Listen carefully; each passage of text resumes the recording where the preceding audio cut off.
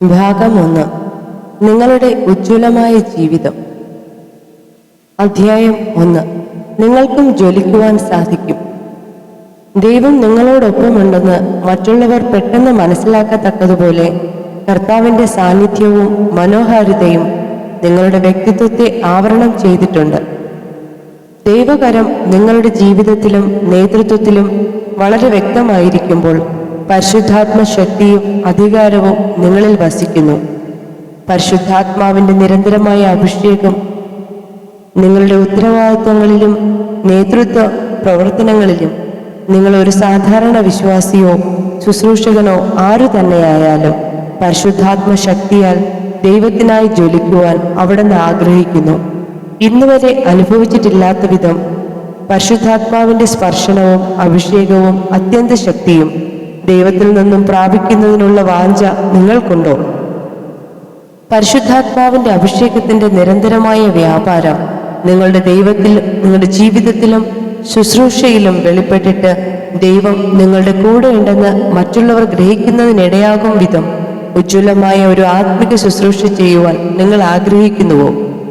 John Wesley, Whitefield, Finney, Moody തുടങ്ങിയ വ്യക്തികളെ ദൈവം ഉപയോഗിച്ച വിധങ്ങളെക്കുറിച്ച് വായിക്കുമ്പോൾ അതുപോലെയുള്ള ദൈവപ്രവൃത്തി ഇന്നത്തെ ക്രിസ്തീയ നേതാക്കന്മാരിൽ നടന്നിരുന്നുവെങ്കിൽ എന്ന് നിങ്ങൾ ആഗ്രഹിച്ചു പോയിട്ടില്ലേ? നിങ്ങളുടെ സ്വന്തം ജീവിതത്തിലും പരിശുദ്ധാത്മ അഗ്നിയുടെ സ്പർശനം നിങ്ങൾ പ്രാർത്ഥിക്കുമ്പോഴും വ്യാപരിക്കണമെന്ന് വാഞ്ചിച്ചുവെങ്കിൽ സന്തോഷിക്കുക. കാരണം ആ വാഞ്ച നിങ്ങളിൽ ഉളവാക്കിയത് ദൈവമാണ്. ദൈവം നിങ്ങളെ തൻ്റെ പ്രത്യേക പദ്ധതിക്കായി തിരഞ്ഞെടുത്തിരിക്കുന്നു. നിങ്ങളുടെ ജീവിതത്തിലും ശുശ്രൂഷയിലും പല പുതിയ കാര്യങ്ങൾ ദൈവം തൻ്റെ ശക്തി കൊണ്ട് ചെയ്യുവാൻ ആഗ്രഹിക്കുന്നു. നിങ്ങൾ ഇതുവരെ മനസ്സിലാക്കിയിട്ടുള്ളതിനേക്കാളും ദൈവം നിങ്ങൾക്ക് കൂടുതൽ സമീപസ്ഥനാണെന്ന് തെളിയിക്കുവാൻ താല്പര്യപ്പെടുന്നു. ഈ പുതിയ നിറവ് ഓരോ ക്രിസ്തീയ ശുശ്രൂഷകന്റെ മേലും പകരുവാൻ അവിടുന്ന് സന്നദ്ധനാണ്. അത്തരം ഒരു ശുശ്രൂഷ ചെയ്യുവാൻ ഞാൻ അല്പപ്പോലും യോഗ്യനല്ല എന്ന് നിങ്ങൾ തന്നെ ഏറ്റുപറയത്തക്ക വിധം ദൈവം തൻ്റെ ശക്തിയാൽ തൻ്റെ മഹത്വത്തിനായി നിങ്ങളെ ഉപയോഗിക്കുവാൻ താല്പര്യപ്പെടുന്നു. ഒരു ദൈവപുരുഷൻ അഥവാ ദൈവത്തിൻ്റെ വനിത ആയിരിക്കാനുള്ള യാതൊരു പ്രത്യേകതകളും എന്നിലില്ല എന്ന് നിങ്ങൾക്ക് തന്നെ ബോധ്യമുണ്ടായിരിക്കാം. എങ്കിലും ദൈവത്തിന് നിങ്ങളെ ആവശ്യമുണ്ട്. നിങ്ങൾ ദൈവത്തിന് വിലയേറിയവരാണ്. നിങ്ങളുടെ ജീവിതത്തിലൂടെയും ശുശ്രൂഷയിലൂടെയും അവിടുന്ന് വൻ കാര്യങ്ങളെ ചെയ്യും. അവിടുത്തെ ആത്മാവിൻ്റെ ശക്തിയും സ്നേഹവും കൊണ്ട് ജ്വലിക്കുന്ന ഒരു വ്യക്തിയായി ദൈവത്തിൻ്റെ ശുശ്രൂഷ ചെയ്യുക. ദൈവം നമുക്ക് വേണ്ടി ചെയ്യുവാൻ ആഗ്രഹിക്കുന്ന കാര്യങ്ങൾ നാം ഗ്രഹിക്കുന്നതിനായി പരിശുദ്ധാത്മാവിനെ തീയോട് സാദൃശ്യപ്പെടുത്തി പ്രസ്താവിച്ചിരിക്കുന്നു. തൻ്റെ ശുശ്രൂഷകന്മാർ ദൈവാത്മാവിൻ്റെ തേജസ്സും സാന്നിധ്യവും മുഖാന്തരം ജ്വലിക്കുന്നവരായിരിക്കണമെന്ന് അവിടുന്ന് ഇച്ഛിക്കുന്നു. നിങ്ങൾ ദൈവത്തിൻ്റെ ശുശ്രൂഷയ്ക്കായി ദൈവത്താൽ തിരഞ്ഞെടുക്കപ്പെട്ടവരാണ്. അതിനായി നിയമിക്കപ്പെട്ടിരിക്കുന്നുവെന്ന് തിരിച്ചറിയാൻ ഇത് മുഖാന്തരം സാധിക്കുന്നു. ദൈവത്തിനായി ദാഹിക്കുന്നവർക്കും ആഴമായ ആത്മിക ശുശ്രൂഷ ചെയ്യുവാൻ വാഞ്ചയുള്ളവർക്കും ഈ പുസ്തകത്തിൽ പ്രതിപാദിക്കുന്ന കാര്യങ്ങൾ വളരെയധികം പ്രയോജനപ്പെടും. ദൈവിക ശുശ്രൂഷ പൂർണ്ണസമയം ചെയ്യുന്നവർ, ക്രിസ്തീയ നേതാക്കൾ, മിഷണറിമാർ, പ്രാർത്ഥനാ ഗ്രൂപ്പ് നയിക്കുന്നവർ, സൺഡേ സ്കൂൾ അധ്യാപകർ, സഭാ മൂപ്പന്മാർ, ഇടയന്മാർ തുടങ്ങി വിവിധ മേഖലകളിലുമുള്ള സുവിശേഷ വേലക്കാർക്കും ഇതു മുഖാന്തരം കർത്താവിൻ്റെ ശുശ്രൂഷയിൽ കൂടുതലായി ജ്വലിക്കുന്നതിന് സാധിക്കും. ക്രിസ്തീയ നേതൃത്വം നമ്മുടെ മികച്ച ആത്മിക കഴിവിനെ ആവശ്യപ്പെടുന്നു. പക്ഷെ നമ്മുടെ കഴിവിനോടൊപ്പം ദൈവത്തിൻ്റെ അത്ഭുതകരമായ സ്പർശനവും വേണം.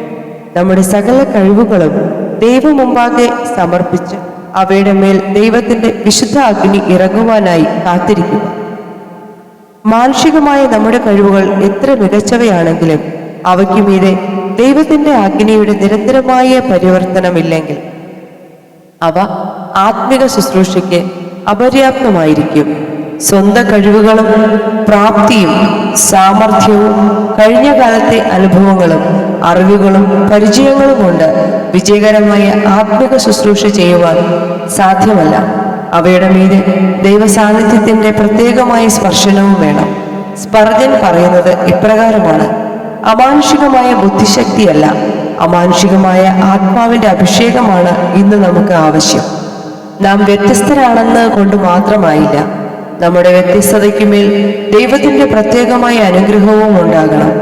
നാം വളരെ കഠിനാധ്വാനം ചെയ്യുന്നവരാണെന്നത് കൊണ്ട് മാത്രമായില്ല, നമ്മുടെ ആഴമായ പരിശ്രമങ്ങളോടൊപ്പം ദൈവശക്തി കൂടി വ്യാപരിക്കുന്നതിനായി നാം ദൈവത്തോട് അപേക്ഷിക്കണം. തിരക്കുള്ളവരായി നാം പ്രവർത്തിക്കുന്നുണ്ടാകും, പക്ഷേ അതിലുപരി ദൈവം നമ്മെ ഉപയോഗിക്കുന്നുവെന്ന് നാം ഉറപ്പുവരുത്തണം. തന്റെ ആത്മാവിനാൽ നിറയ്ക്കുന്നതിനും അഭിഷേകം ചെയ്യുന്നതിലും ഉദ്ദേശിച്ചാണ് ദൈവം നിങ്ങളെ സൃഷ്ടിച്ചിരിക്കുന്നത്. ആ നിറവ് ലഭിക്കുമ്പോൾ നിങ്ങളുടെ വ്യക്തിത്വം പൂർണ്ണതയുള്ളതാവുകയും ക്രിസ്തുവിനോട് അനുരൂപപ്പെട്ടിട്ട് ദൈവ സാന്നിധ്യവും പരിശുദ്ധാത്മ ശക്തിയും കൊണ്ട് ദൈവം ആഗ്രഹിക്കുന്ന വിധത്തിലുള്ള ശുശ്രൂഷ ചെയ്യുന്നതിനിടയാവുകയും ചെയ്യും. നിങ്ങൾ ആത്മീക ആരോഗ്യമുള്ള ഒരു ക്രിസ്ത്യാനിയാണെങ്കിൽ ഈ പരിശുദ്ധാത്മ ശക്തിയുടെ സ്പർശനമില്ലാതെ തൃപ്തനായിരിക്കുക സാധ്യമല്ല. പരിശുദ്ധാത്മാവിന്റെ ശക്തിയെയും ഈ വിശുദ്ധമായ അഗ്നിജ്വാലയെയും കൂടാതെ ഒരു ക്രിസ്തീയ ശുശ്രൂഷകനും സഭാ നേതാവിനും തന്റെ ശുശ്രൂഷയിൽ നിരന്തരമായ സംതൃപ്തിയുള്ളവരായിരിക്കുവാൻ സാധിക്കുന്നതല്ല. ആ നിറവ് നമ്മിൽ ആവസിച്ച് നമ്മിലൂടെ പ്രവഹിക്കണം. ഒരാൾ ദൈവിക അഗ്നിയാൽ ജ്വലിക്കുന്ന കാഴ്ച മറ്റുള്ളവർക്ക് പ്രചോദനമേകും. തങ്ങളുടെയും പ്രിയപ്പെട്ടവരുടെയും ജീവിത സാഹചര്യങ്ങളിൽ ദൈവം പ്രവർത്തിക്കുമെന്ന വിശ്വാസം അവരിൽ ഉളവാകുന്നതിന് അത് കാരണമാകും. ദൈവം പ്രാർത്ഥനയ്ക്ക് ഉത്തരം നൽകുന്നവനാണെന്ന ബോധ്യത്തോടെ അവർക്ക് ദൈവത്തെങ്കിലേക്ക് അടുക്കുവാൻ അത് മുഖാന്തരമാകും. പരിശുദ്ധാത്മ ശക്തി ഇല്ലാത്തവരായി ജീവിക്കുന്നതിനേക്കാൾ എത്രയോ ശ്രേഷ്ഠകരമാണ് ആ ദിവ്യജ്വാല ഏറ്റുവാങ്ങി അതിന്റെ പ്രഭയോടെ ജീവിക്കുന്നത്. യോഹന്നാൻ സ്നാപകൻ ജ്വലിച്ചു പ്രകാശിക്കുന്ന ഒരു വിളക്കായിരുന്നു എന്ന് യേശു പറഞ്ഞു. ചൈന കണ്ടിട്ടുള്ളതിലേക്ക് ഏറ്റവും ശ്രേഷ്ഠനായ സുവിശേഷകനായിരുന്നു ജോൺസും. സുവിശേഷാഗ്നിയുടെ ജീവിക്കുന്ന ജ്വാല എന്ന വിശേഷണം അദ്ദേഹത്തിന് നൽകപ്പെട്ടിരുന്നു. ദൈവത്തിനു വേണ്ടി ജ്വലിക്കുന്നവൻ എന്ന പേര് പ്രാപിച്ചവരായി ആത്മനിറവും ദൈവശക്തിയും കൊണ്ട് പ്രവർത്തിച്ച ധാരാളം ശ്രേഷ്ഠ വനിതകളെയും ദൈവദാസന്മാരെയും കുറിച്ച് നിങ്ങൾ കേട്ടിട്ടുണ്ടായിരിക്കും. അപ്രകാരമുള്ള ഒരു വിശേഷണം നിങ്ങളുമായി അടുത്തിടപെടുന്നവർ നിങ്ങളെക്കുറിച്ച് പറയുമോ?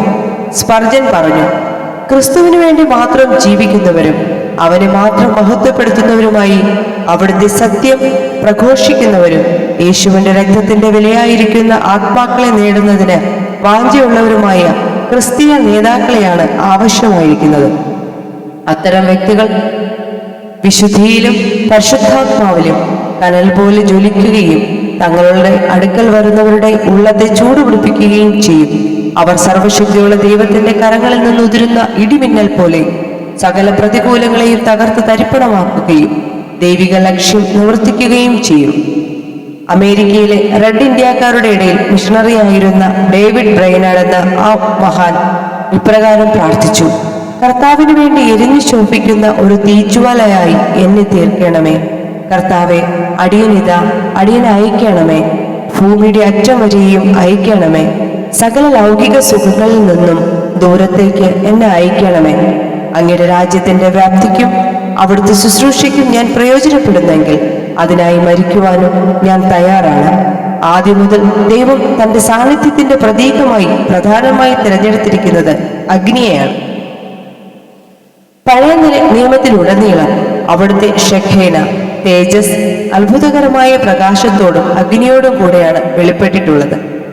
ദൈവത്തിന്റെ സഹായം, സാന്നിധ്യം, നേതൃത്വം, നടത്തിപ്പ്, ഇടപെടൽ, അംഗീകാരത്തിന്റെ മുദ്ര ഇവയെല്ലാം അഗ്നിമയമായിരുന്നു. പുതിയ നിയമത്തിൽ ഈ ഷെഖേനയുടെ നിവൃത്തി നാം ദർശിക്കുന്നത് പരിശുദ്ധാത്മാവിലാണ്. ഇസ്രായേൽ മക്കൾ പ്രവാസത്തിലേക്ക് പോയതോടെ നഷ്ടമായ ഷെഖേന പിന്നീട് പെന്തക്കോസ്ത് നാളിലെ സംഭവത്തോടെയാണ് മടക്കി കിട്ടുന്നത്. ഒരു പ്രത്യേക സ്ഥലത്ത് കൂടിയിരിക്കുന്ന അവസ്ഥയിൽ നിന്നും തന്റെ ജനത്തിന്മേൽ ആവസിക്കുന്ന ദൈവ സാന്നിധ്യമായി അത് മാറി. അഗ്നിനാവുകൾ എല്ലാവർക്കും പ്രത്യക്ഷമായി പെന്തക്കോസ്ത് നാളിൽ മാത്രമായിരുന്നു. പക്ഷേ അതിന്റെ യഥാർത്ഥ ആത്മനിറവുള്ള എല്ലാവർക്കും സ്ഥിരമായി അനുഭവിക്കുവാൻ കഴിയുന്നു. തന്റെ എല്ലാ ശിഷ്യന്മാരും പരിശുദ്ധാത്മാവിലും തീയിലും സ്നാനപ്പെടണമെന്ന് യേശു വാഞ്ചിച്ചിരുന്നു. നാം ഓരോരുത്തരും ആത്മനിറവുള്ളവരായി, നമ്മുടെ അന്തരാത്മാവിൽ അഗ്നിയാലുള്ള ശുദ്ധീകരണം പോലെ ശുദ്ധിയുള്ളവരായി, നമ്മുടെ ജീവിതം പ്രകാശപൂർണമായി തീർന്ന പരിശുദ്ധാത്മ ശക്തിയും ദൈവത്തിന്റെ ശക്തിയിനായും തേജസ്സും നിറഞ്ഞവരായി തീക്ഷ്ണമായി ജ്വലിക്കണമെന്ന് അവിടുന്ന് ഇച്ഛിക്കുന്നു. ഈ കൃപായുഗത്തിൽ വിശ്വാസികളായ നമുക്ക് എല്ലാവർക്കും വേണ്ടിയാണ് പരിശുദ്ധാത്മാവിന്റെ വിശുദ്ധമായ ജ്വാലയും ഷെഖീനായും തേജസ്സും നൽകിയിരിക്കുന്നത്. നമ്മുടെ ജീവിതം ഫലമുള്ളതും പ്രകാശിക്കുന്നതും നമ്മുടെ വ്യക്തിത്വം ദിവ്യമായ സൗന്ദര്യമുള്ളതുമായി തീരുവാൻ അത് കാരണമാകുന്നു. ദൈവത്തിന്റെ മക്കളെക്കുറിച്ചുള്ള പുതിയ നിയമ പദ്ധതിയാണിത്. ക്രിസ്തുവിന്റെ സഭയുടെ നേതൃത്വം വഹിക്കുന്നവരിൽ അത് എത്രമാത്രം അധികമായി ഉണ്ടായിരിക്കേണ്ടതാണ്. ഒരു ക്രിസ്തീയ നേതാവ് മാതൃകാ ജീവിതത്തിനുടമയും ക്രിസ്തുവിന്റെ നിലവാരത്തിനനുസരിച്ചുള്ള ആത്മനിറവിന്റെ ജീവിതമുള്ളവനും ആയിരിക്കണം. നിങ്ങളുടെ ആത്മീക നിലവാരവും തീക്ഷ്ണതയും സ്ഥിരതയും ദൈവാത്മാവിന്റെ മുദ്രയുള്ളതും നിങ്ങൾ നയിക്കുന്ന ആളുകൾ നിങ്ങളുടെ നേതൃത്വത്തിനായി ദൈവത്തിന് നന്ദി കരേറ്റുവാൻ ഇടയാകുന്നതുമായിരിക്കണം. നിങ്ങളുടെ നടത്തിപ്പിൻ കീഴിൽ അവർ പൂർണ്ണ ഹൃദയത്തോടും കൂടെ നിങ്ങളുടെ നേതൃത്വത്തെ അംഗീകരിക്കുന്നതിനും അനുകരിക്കുന്നതിനും ഇടയാകണം. നിങ്ങൾ മുഖാന്തരമായി അവർ ബോധപൂർവമായും അറിയാതെയും ദൈവത്തോട് കൂടുതൽ അടുക്കുവാൻ ഇടയാകണം. ക്രിസ്തീയ നേതാക്കൾ എന്ന നിലയിൽ നാം എല്ലാം സ്വതവേ ആഗ്രഹിക്കുന്ന ഒരു കാര്യം ദൈവത്തിനായി കൂടുതൽ പ്രയോജനപ്പെടുന്നവരും നമ്മുടെ ജീവിതത്തിലും ശുശ്രൂഷയിലും ദൈവത്തിന്റെ മുദ്രയുള്ളവരും ആയിത്തീരണമെന്നതാണ്. തീർച്ചയായും ദൈവം നിങ്ങളുടെ ഈ വാഞ്ചയെ നൽകുക തന്നെ ചെയ്യും. കഴിഞ്ഞ നാളുകളേക്കാൾ അധികമായി ദൈവത്തിന്റെ ശുശ്രൂഷയിൽ ജ്വലിക്കുവാൻ നിങ്ങൾക്ക് സാധിക്കും. ഉന്നതത്തിൽ നിന്നും മണ്ണിടത്തിലേക്ക് താണിറങ്ങിയ സ്വർഗീയ വിശുദ്ധാഗ്നിയെ എന്റെ ഹൃദയത്തിലെ യാഗപീഠത്തിന്മേൽ പരിശുദ്ധ സ്നേഹത്തിന്റെ ജ്വാലയെ കത്തിക്കുക. ആർക്കും അണയ്ക്കുവാനാകാത്ത ജ്വാലയായി നിൻ മഹത്വത്തിനായി കത്തുക എന്നിൽ നിത്യം. ആ തീയുടെ ഉറവിടത്തെങ്കിലേക്ക് ഉയരട്ടെ വിറയലോടെ എളിയ പ്രാർത്ഥനയും ഉജ്ജ്വല സ്തുതി സ്തോത്രങ്ങളും. യേശുവെ, എന്റെ ഹൃദയത്തെ ഉറപ്പിക്കുക. എൻ ചിന്തകളും വാക്കുകളും പ്രവൃത്തികളും നിനക്ക് വേണ്ടി മാത്രം. അവിടുന്ന് എനിക്ക് നൽകിയ ദാനത്തെ ഉണർത്തുവാൻ വിശുദ്ധാഗ്നിയെ കാക്കുവാൻ കൃപയേകുക. Charles Wesley. വിശുദ്ധ തൃത്വത്തിലെ മൂന്നാമത്തെ വ്യക്തിയായ പരിശുദ്ധാത്മാവിനെ കുറിച്ചുള്ള നമ്മുടെ അറിവ് വളരെ ചുരുക്കമാണെന്ന് പറയേണ്ടിയിരിക്കുന്നു. അവിടുന്ന് നമ്മെ ഹൃദ്യമായി സ്നേഹിക്കുന്നു, വ്യക്തിപരമായി കരുതുന്നു, വിശ്വസ്തനായി നമുക്ക് ശുശ്രൂഷ ചെയ്യുന്നു. അത്ഭുതവാനായ ഈ വ്യക്തിയുടെ ചിഹ്നമായി ബൈബിളിൽ സാധാരണ ഉപയോഗിച്ചിരിക്കുന്നത് അഗ്നിജ്വാലയാണ്. ഇത് പലർക്കും വിചിത്രമായി തോന്നാം.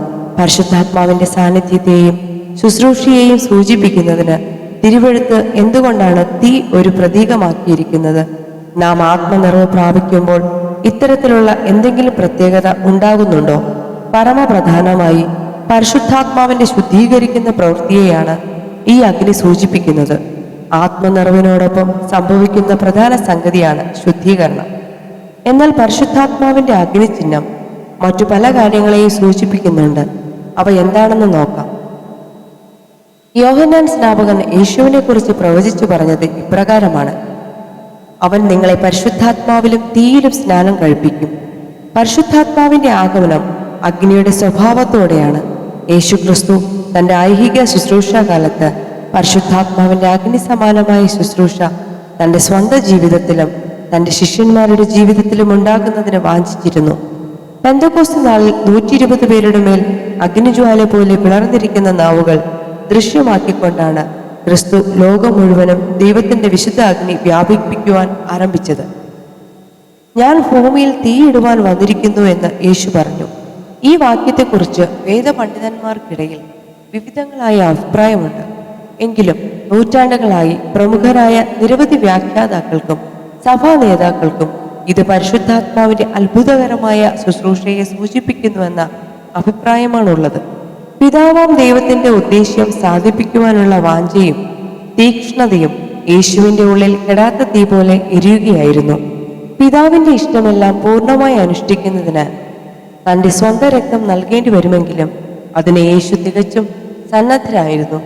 എരിയുന്ന തീക്ക് സമമായ ഹൃദയമുള്ള നമ്മുടെ രക്ഷകന്റെ ശിഷ്യന്മാരും ജ്വലിക്കുന്ന ഹൃദയത്തിനുടമകളായിരിക്കണം. ഒരു സഭാ നേതാവിനെ കുറിച്ച് ബിഷപ്പ് വില്യം ഫേലിന്റെ വാക്കുകൾ ഇങ്ങനെയായിരുന്നു: ആ മനുഷ്യൻ ഒരു ജ്വലിക്കുന്ന അഗ്നിവലയത്തിൽ കേന്ദ്രത്തിൽ നിലകൊള്ളുന്നു. തേജസ് അയാളെ പൊതിഞ്ഞിരിക്കുന്നു. ദൈവ തേജസ്സിന്റെ തടവുകാരനാണ് അയാൾ. അദ്ദേഹം പറയുന്നത്, സുവിശേഷത്തിന്റെ സന്ദേശം പ്രസംഗിക്കുന്ന ഏതൊരുവനും ഈ അഗ്നിയാൽ ജ്വലിക്കുന്നവൻ ആയിരിക്കണമെന്നാണ്. മാനവരാശിയുടെ വീണ്ടെടുപ്പിന്റെ ഈ മഹാസംഭവത്തിന്റെ കഥയുടെ ഏടുകളിൽ വിരസമായ ഒരു താൾ പോലുമില്ല. അതുകൊണ്ട് ഇത് പ്രസംഗിക്കുന്ന നാം ഒരിക്കലും വിരസഭാവത്തോടെ ഇരിക്കരുത്. ബിഷപ്പ് ക്വെയിൽ നമ്മോട് പറയുന്നത് നാം ഉദാസീനരാകാതെ ഊർജ്ജസ്വലരായിരിക്കണമെന്നാണ്. നാമം, പ്രത്യേകിച്ച് സർവ്വലോകവും മരിക്കാതിരിക്കുന്നതിനുള്ള ഒറ്റമൂലയാണ് വിളിച്ചറിയിക്കുവാനായി നമ്മുടെ പക്കൽ ഫലമേൽപ്പിക്കപ്പെട്ടിരിക്കുന്നത്. അദ്ദേഹത്തിന്റെ തുടർന്നുള്ള വാക്കുകൾ നിങ്ങളുടെ ഹൃദയത്തെ കത്തിക്കട്ടെ. ഒരു ശുശ്രൂഷകൻ ചൂള പോലെ ചൂടുപിടിക്കുന്ന ഹൃദയത്തിനുടമയായിരിക്കും. സ്നേഹം അവന്റെ അരക്കച്ചയായിരിക്കും. ക്രിസ്തു അവനെ അഭിനന്ദിക്കും. നിത്യത അവന്റെ അധ്യാപകനായിരിക്കും. അവൻ സ്വർഗത്തിന്റെ സ്ഥാനാധിപതിയായിരിക്കും. അവന്റെ സ്നേഹസ്മരണമായ മനസ്സിന്റെ ചക്രവാളത്തിൽ 1000 അഗ്നിനാളങ്ങൾ ജ്വലിച്ചുകൊണ്ടിരിക്കും. ജോർജ് വൈറ്റ്ഫീൽഡ് പ്രസംഗിക്കുന്ന യോഗങ്ങൾക്ക് ബെഞ്ചമിൻ ഫ്രാങ്ക്ലിൻ മിക്കവാറും പോകുമായിരുന്നു. കാരണം അദ്ദേഹം ദിവ്യജ്വാലയാൽ ജ്വലിക്കുന്നത് സ്വന്തം കണ്ണുകളാൽ കാണുവാൻ താൻ വാഞ്ചിച്ചിരുന്നു. ഉന്മേഷവാൻ എന്നർത്ഥം വരുന്ന എൻത്യൂസിയാസ്റ്റിക് എന്ന ആംഗലേയ പദത്തിന്റെ ഉത്ഭവം എവിടെ നിന്നാണെന്ന് നാം പലപ്പോഴും മറന്നുപോകുന്നു. എൻതെയോസ് എന്ന ഗ്രീക്ക് പദത്തിൽ ദൈവത്തിൽ എന്നാണ് അർത്ഥം. തീ പോലെ ജ്വലിക്കുന്ന ദൈവാത്മാവ് നമ്മുടെ വ്യക്തിത്വങ്ങളിലേക്ക് പകരുമ്പോൾ അവിടുന്ന് നമ്മുടെ ഉള്ളിൽ വിശുദ്ധമായ ചൈതന്യത്തോടെ എരിയുന്നു. നാം ജ്വലിച്ച് പ്രകാശിക്കുന്ന സ്ഥിതിയിലാവുകയും മറ്റുള്ളവരിലേക്ക് ഈ ജ്വാല പകരുകയും ചെയ്യുന്നു. ഒരു ക്രിസ്തീയ നേതാവ് യാതൊരു ഉത്തേജനവും നൽകുവാൻ കഴിവില്ലാത്തവനും വിരസതയുള്ളവനുമായിരിക്കുന്നുവെങ്കിൽ അതൊരു പാപമാണ്. ആംഗലേയ പ്രസംഗകരുടെ പ്രഭുവായ ഡോക്ടർ മാർട്ടിൻ ലോയിഡ് ജോൺസ് പറയുന്നു, കത്തിയെരിയുന്ന ഒരു മനുഷ്യനിലൂടെ പുറത്തു വരുന്ന ദൈവശാസ്ത്രമാണ് പ്രസംഗം. ഞാൻ വീണ്ടും പറയട്ടെ, ഈ സംഗതികളെക്കുറിച്ച് നിർവികാരതയോടെ പറയുവാൻ കഴിയുന്ന ഒരാൾക്ക് പ്രസംഗപീഠത്തിൽ കയറുവാൻ യാതൊരു യോഗ്യതയുമില്ല. അതിന് ഒരിക്കലും അയാളെ അനുവദിക്കുകയുമരുത്. ഒരു പ്രസംഗം കൊണ്ട് ഉദ്ദേശിക്കുന്ന പ്രധാന സംഗതി എന്താണ്? എൻ്റെ അഭിപ്രായം, ദൈവത്തെക്കുറിച്ചുള്ള ബോധ്യവും ദൈവ സാന്നിധ്യവും ജനങ്ങളിലേക്ക് പകർന്നു കൊടുക്കുക. അതാണ് സാധിക്കേണ്ടത്. ന്യൂയോർക്ക് യൂണിവേഴ്സിറ്റിയിലെ ഒരു പ്രധാന അധ്യാപകനായ H.H. ഹോൺ പറയുന്നു, ശ്രേഷ്ഠമായ പഠിപ്പിക്കലിന്റെ രഹസ്യം സാംക്രമികതയാണ്. ഏതു മേഖലയിലും ശ്രേഷ്ഠമായ നേതൃത്വത്തിന്റെ രഹസ്യം ഇതുതന്നെയാണ്. മാർട്ടിൻ ലൂഥർ തന്റെ ആത്മാവിലെ അഗ്നി കെട്ടുപോകാതെ സൂക്ഷിക്കുവാൻ സന്നദ്ധനായി. നാമും അപ്രകാരമായിരിക്കണം. അഗ്നിക്ക് ആകർഷണമുണ്ട്. അഗ്നി ഉത്തേജനം നൽകുന്നു. അഗ്നിയെ ജ്വലിപ്പിക്കുന്നു. ആളിക്കത്തുക എന്നത് അഗ്നിയുടെ സ്വഭാവമാണ്. രക്ഷാസൈന്യത്തിന്റെ സ്ഥാപകനായ വില്യം ബൂത്ത് എഴുതിയ സുപ്രസിദ്ധമായ ഈ ഗാനം ആ സഭയിലെ അംഗങ്ങൾ മാത്രമല്ല, ഇവാഞ്ചലിക്കൽക്കാരും സാധാരണ ആലപിക്കാറുണ്ട്. ശുദ്ധീകരിക്കുന്ന അഗ്നിജ്വാലയാം ക്രിസ്തുവേ, തീ അയക്കണമേ. നിന്റെ രക്തത്തിൻ വിലയാം ഞങ്ങളുടെ മേൽ തീ അയക്കണമേ. നിനക്കായി വാഞ്ചയോടെ കാത്തിരിക്കുന്ന ഞങ്ങളെ കടാക്ഷിച്ച് വാഗ്ദത്തം ചെയ്ത് പരിശുദ്ധാത്മാവിന് നൽകണമേ. ഞങ്ങൾക്ക് മറ്റൊരു പെന്തക്കോസ്തിനെ തരണമേ. തീ അയക്കണമേ. ഞങ്ങൾക്ക് അഗ്നിയെ വേണം. അഗ്നി തരണമേ. തീ അയക്കണമേ. ഞങ്ങളുടെ സകല ആവശ്യങ്ങൾക്കും തീ മതി. തീ അയക്കണമേ. നേരായത് മാത്രം ചെയ്യുവാനുള്ള ശക്തിക്കായി, പോരാട്ടത്തിൽ വിജയിക്കുവാനുള്ള കൃപയ്ക്കായി, ലോകത്തിൽ നീതിയോടെ നടക്കുവാനുള്ള ശക്തിക്കായി തീ അയക്കണമേ. ബലഹീനമായ ഞങ്ങളുടെ ഹൃദയങ്ങൾക്ക് ശക്തിയും ധൈര്യവുമേകാൻ തീ അയക്കണമേ. മരിച്ചുകൊണ്ടിരിക്കുന്ന ലോകത്തെ രക്ഷിപ്പാനായി ജീവിക്കുവാൻ തീ അയക്കണമേ. അവിടുത്തെ യാഗപീഠത്തിന്മേൽ ഇന്ന് സമ്പൂർണമായി അർപ്പിക്കുന്ന ഞങ്ങളെ കടാക്ഷിച്ചാലും ഈ യാഗത്തിന്മേൽ തിരുപ്രസാദത്തിനായി തീ അയക്കണമേ.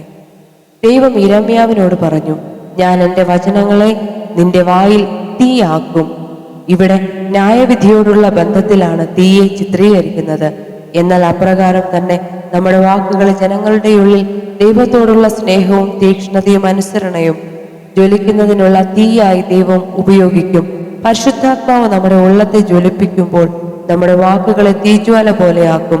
നമ്മുടെ വ്യക്തിത്വം ക്രിസ്തുവിനോടുള്ള സമർപ്പണത്താലും തനിക്ക് നമ്മെക്കുറിച്ചുള്ള പദ്ധതിയുടെ വെളിപ്പാടിനാലും ജ്വലിക്കുമ്പോൾ നമ്മുടെ ശുശ്രൂഷ സമ്പൂർണമായി ജീവനും ചൈതന്യവും ആത്മശക്തിയും നിറഞ്ഞതായി തീരും. ദൈവാലയത്തിലെ യാഗപീഠത്തിന്മേൽ തീ അണഞ്ഞു പോകാതെ നിരന്തരം കത്തിക്കൊണ്ടിരിക്കുവാൻ പുരോഹിതന്മാർ ജാഗരിച്ചിരുന്നത് പോലെ നമ്മുടെ സമർപ്പണവും നിരന്തരം ജ്വലിക്കുന്നതിനായി നാം ജാഗരിക്കണം. ദൈവത്തോടുള്ള നമ്മുടെ സമർപ്പണത്തെ നാം നിരന്തരം പുതുക്കിക്കൊണ്ടിരിക്കുന്നതും ദൈവത്തിലുള്ള നമ്മുടെ ആശ്രയത്വത്തെ നാം ആവർത്തിച്ച് ഏറ്റുപറയുന്നതും പരിശുദ്ധാത്മ വരങ്ങളുടെ ശുശ്രൂഷ പ്രാപിച്ച് അത് ആഴമായി വ്യാപാരം ചെയ്യുന്നതിന് തയ്യാറാകുന്നതും ദൈവം ഏറ്റവും മാനിക്കുന്ന കാര്യങ്ങളാണ്. തന്റെ അഗ്നിയാലുള്ള സ്നാനത്താൽ അവൻ നിങ്ങളെ ജ്വലിപ്പിക്കും. അവൻ നിങ്ങളെ പരിശുദ്ധാത്മാവിലും തീയിലും സ്നാനം കഴിപ്പിക്കുമെന്ന് യോഹന്നാൻ സ്നാപകൻ യേശുവിനെ കുറിച്ച് പ്രസ്താവിച്ചു. നമ്മുടെ ആത്മാവിന്മേൽ അഗ്നിയുടെ സ്വഭാവങ്ങളായ ശോധന ചെയ്യൽ, ദഹിപ്പിക്കൽ, ശുദ്ധീകരണം, മഹത്വീകരണം മുതലായവ ചെയ്യുന്നതിനെ കുറിച്ചാണ് ഈ വചനം സൂചിപ്പിക്കുന്നതെന്ന് എല്ലാ നല്ല വേദ പണ്ഡിതന്മാരും വ്യാഖ്യാനിക്കുന്നു. ആത്മനിറവ് പ്രാപിച്ച ഒരുവന്റെ ഉള്ളിൽ പരിശുദ്ധാത്മാവ് തന്റെ ആന്തരിക അഗ്നി പകർന്ന് അവനെ അഗ്നിയാലുള്ള സ്നാനത്തിലേക്ക് നയിക്കുകയും തന്റെ ദിവ്യമായ സാന്നിധ്യം കൊണ്ട് ജ്വലിപ്പിക്കുകയും ചെയ്യും. തന്റെ ദിവ്യ അഗ്നിയുടെ ശക്തിയാൽ അവിടുന്ന് നിങ്ങളെ നിറയ്ക്കുന്നു. ദൈവികമായ ഈ അഗ്നി തനിക്ക് വേണ്ടി സമ്പൂർണമായി സമർപ്പിച്ച വ്യക്തികളുടെ മേൽ നിരന്തരമായി പകരുന്ന ദൈവശക്തിയുടെ പ്രതീകമാണ്. പരിശുദ്ധാത്മാവിന്റെ ഉജ്ജ്വലമായ ശുശ്രൂഷ നിങ്ങളുടെ ജീവിതത്തിൽ പൂർണ്ണ അളവിൽ വെളിപ്പെടുത്തുവാൻ കർത്താവ് വാഞ്ചിക്കുന്നു. ഞാൻ ഭൂമിയിൽ തീയിടുവാൻ വന്നിരിക്കുന്നു. ശിഷ്യന്മാരുടെ ഉള്ളിൽ ദൈവത്തിന്റെ വിശുദ്ധ അഗ്നിയെ തന്റെ ശുശ്രൂഷാ കാലത്ത് തന്നെ യേശു നൽകിയിരുന്നുവെങ്കിലും അതിനേക്കാൾ അധികമായ അളവിൽ പരിശുദ്ധാത്മാവിന്റെ ശക്തി അവർക്ക് ആവശ്യമായിരുന്നുവെന്ന് യേശു അറിഞ്ഞിരുന്നു. പെന്തക്കോസ്ത് നാളിൽ മാളിക മുറിയിൽ കൂടിയിരുന്നവരുടെ മേൽ പരിശുദ്ധാത്മാവ് ഇറങ്ങിയപ്പോൾ പിളർന്നിരിക്കുന്ന തീനാവുകൾ അവർക്ക് ദൃശ്യമായി. പരിശുദ്ധാത്മ ശക്തി ലഭിച്ച അവർ അന്ന് തന്നെ ദൈവത്തിന്റെ വിശുദ്ധ അഗ്നിയെ മറ്റുള്ളവരിലേക്ക് പകർന്നു കൊടുക്കുവാൻ ആരംഭിച്ചു. തുടർന്നുള്ള നിരവധി പതിറ്റാണ്ടുകൾ പരിശുദ്ധാത്മാവിന്റെ അഗ്നി നിരന്തരം ആളിപ്പടർന്നുകൊണ്ടിരുന്നു. ഭയങ്കരമായ പീഡകൾക്കും എതിർപ്പുകൾക്കും ഈ അഗ്നിയെ കെടുത്തിക്കളയുവാൻ സാധിച്ചില്ല. പെന്തക്കോസ്ത് നാളിൽ തുടക്കം കുറിച്ച പരിശുദ്ധാത്മ അഗ്നി ദൈവകൃപയാൽ കെട്ടുപോയില്ല. ദിവ്യ അഗ്നി നിങ്ങളുടെ ഉള്ളിൽ ദിവ്യപ്രകാശവും തീക്ഷ്ണതയും ജ്വലിപ്പിക്കും. റോമാലേഖനത്തിൽ പറയുന്നത് പോലെ ഉത്സാഹത്തിൽ മടുപ്പില്ലാതെ ആത്മാവിൽ എരിവുള്ളവരായി കർത്താവിനെ സേവിപ്പിൻ. നിങ്ങൾ ആത്മാവിൽ ജ്വലിക്കുമ്പോൾ ആത്മികമായി എരിവുള്ളവരായിരിക്കും.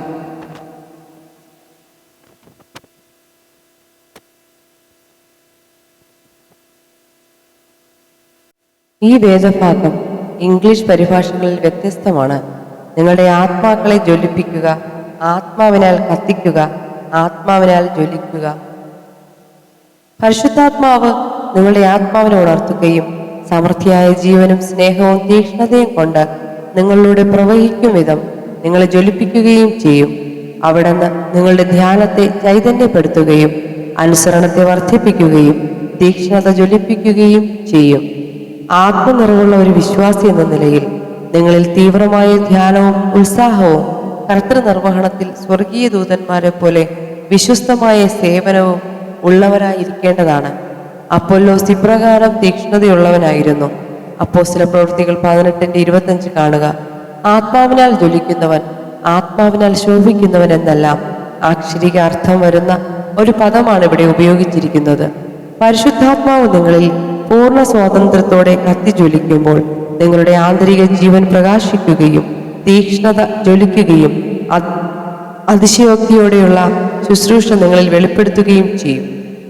എഫെസ്യർ 5:16 പറയുന്നത് പോലെ നിങ്ങൾ സമയം തക്കത്തിൽ ഉപയോഗിക്കുന്നവരായിത്തീരും. ലവോദിക്യ സഭ ആത്മികമായി ശീതോഷ്ണാവസ്ഥയിലായിത്തീരുന്നതിനെ ചൂണ്ടിക്കാട്ടിക്കൊണ്ട്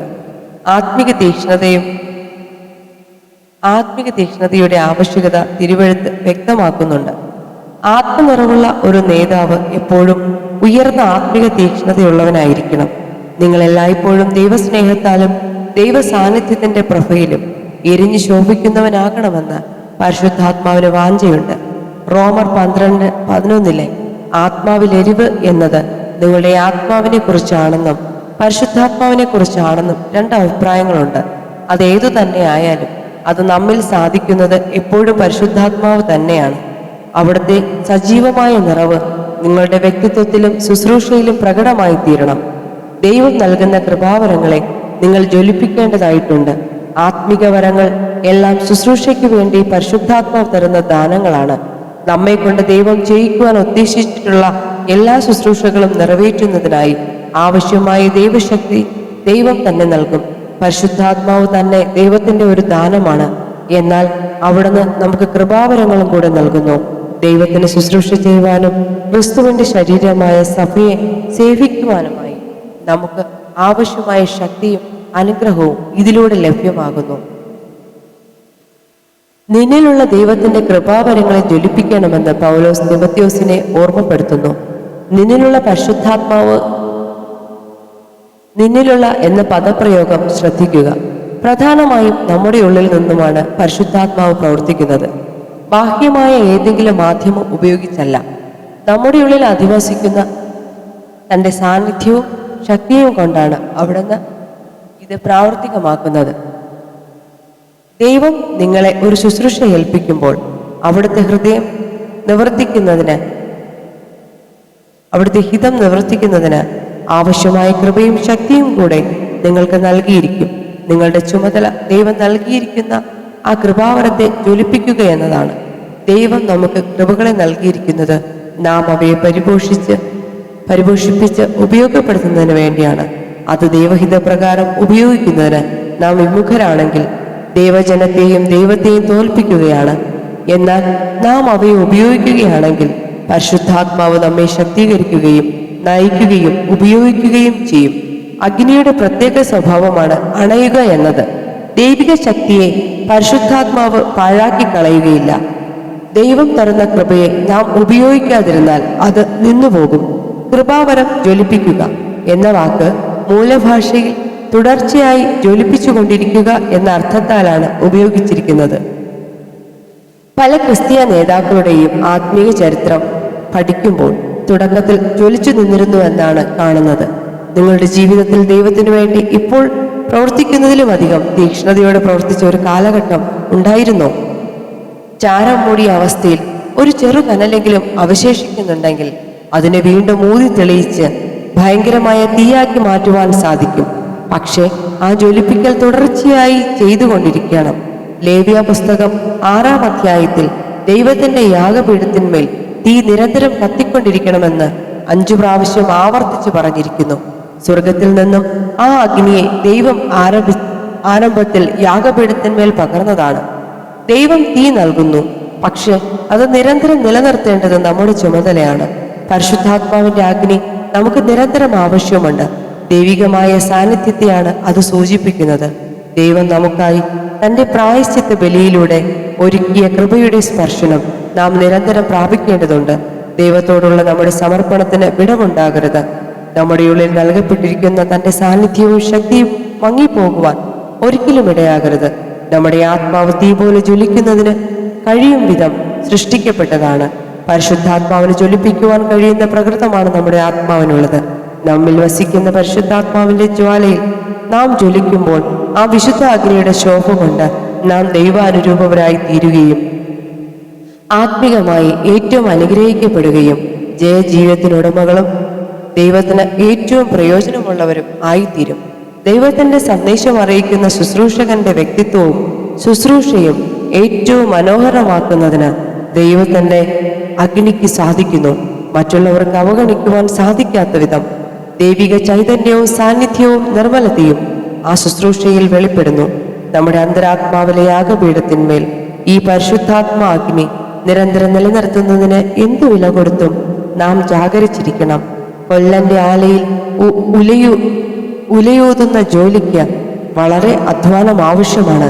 തീക്കനൽ ജ്വലിപ്പിച്ച് ആളിക്കത്തുന്ന വിധത്തിലാക്കുന്നതിന് അയാൾ നിരന്തരം കഠിനാധ്വാനം ചെയ്യുന്നു. 2 തിമോത്തിയോസ് 1:6 കൃപാവരം ജ്വലിപ്പിക്കണമെന്ന പദം ഗ്രീക്ക് ഭാഷയിൽ ഉപയോഗിച്ചിരിക്കുന്നത് ഈ അർത്ഥത്തിലാണ്. പരിശുദ്ധാത്മാവിന്റെ അഗ്നിയെ ജ്വലിപ്പിക്കുന്നതിന് തിമോത്തിയോസ് തനിക്ക് സാധിക്കുന്നത് മുഴുവനും ചെയ്യണമായിരുന്നു. ആത്മിക തീക്ഷ്ണതയും ഉത്സാഹവും പ്രകാശവും നമ്മിലൂടെ നിരന്തരം പ്രവഹിക്കുന്നതിന് പരിശുദ്ധാത്മാവിനോട് ചേർന്ന് നാം സഹകരിക്കേണ്ടത് ആവശ്യമാണ്. ജനറൽ വില്യം ബൂത്ത് തന്റെ ജനങ്ങളോട് ഇപ്രകാരം പറഞ്ഞു: നിങ്ങളുടെ ഹൃദയങ്ങളിലെ യാഗപീഠങ്ങളിൽ മേലുള്ള തീ അണയാതെ സൂക്ഷിക്കുക. തീയുടെ പ്രത്യേകതയാണ് അണഞ്ഞു പോകുന്ന സ്വഭാവം. നമ്മുടെ തീക്ഷ്ണതയും ഉത്സാഹവും നഷ്ടപ്പെട്ട് ആത്മികമായി തണുത്തുറഞ്ഞ നിലയിൽ ആണ്ടുപോവുക എന്ന ഒരു വിപത്ത് നിരന്തരമായി നമ്മുടെ മുന്നിലുണ്ട്. നമ്മുടെ സമർപ്പണവും തീരുമാനവും പുതുക്കിയെങ്കിൽ മാത്രമേ വ്യക്തിപരമായ ഉണർവ് ഉണ്ടാവുകയുള്ളൂ. ഇത്തരം ഉണർവ് ഓരോ വ്യക്തിക്കും അത്യന്താപേക്ഷിതമാണ്. ദൈവത്തിന്റെ മഹത്തായ ദാനമായ പരിശുദ്ധാത്മാവിനെ നമുക്ക് നൽകിയിരിക്കുന്നു.